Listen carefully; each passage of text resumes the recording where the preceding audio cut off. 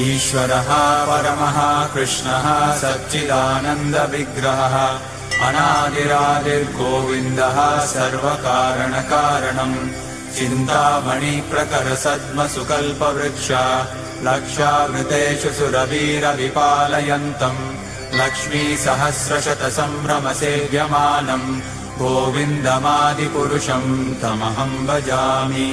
वेणुम् क्वनन्तमरविन्ददलायताक्षम् बर्हावतम् समसिताम्बुरसुन्दराङ्गम् कन्दर्पकोटिकमनीयविशेषशोभम् गोविन्दमादिपुरुषम् तमहम् भजामि।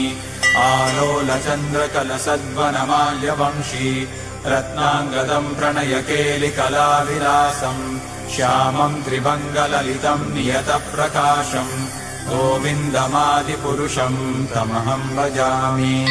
अङ्गानि यस्य